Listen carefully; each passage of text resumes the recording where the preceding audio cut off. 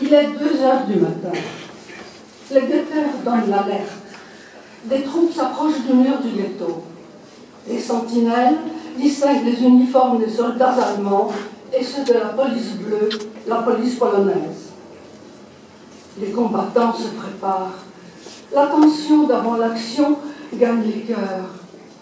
Ils pensent à leurs proches perdus dans l'effroyable déportation à Treblinka. En leur nom, au nom de tous les disparus, ils vont affronter l'armée allemande. Ils prennent un repas, des tranches de pain avec de la marmelade et du thé sucré à la saccharine. En moyenne, chacun est équipé d'un revolver avec 10 à 15 cartouches, 4 à 5 cocktails Molotov.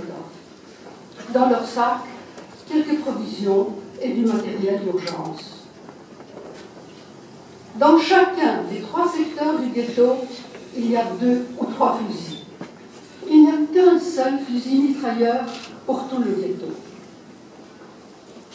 Les agents de liaison reçoivent une dose de cyanure en cas de capture. Le mot d'ordre est le même pour tous, Jan Warszawa. Libre combat, 2 organisations. L'organisation juive de combat, Żydowska Organizacja Bojowa, et l'Union juive militaire, Żydowski Związek Wojskowy, qui compte environ 250 membres. L'organisation juive de combat compte 500 membres, dont un tiers est représenté par des femmes. Ils sont divisés en 22 unités.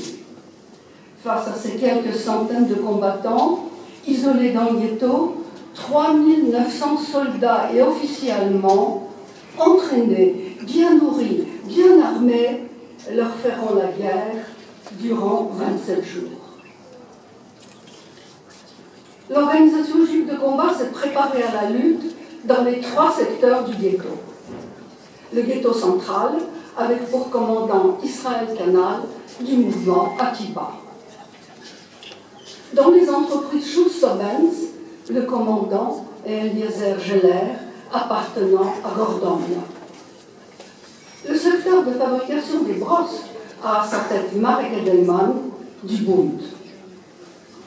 Le commandant en chef est Mordechai Anielewicz du HMR Hatzair. 4 heures du matin, déjà des groupes de soldats allemands pénètrent dans le ghetto.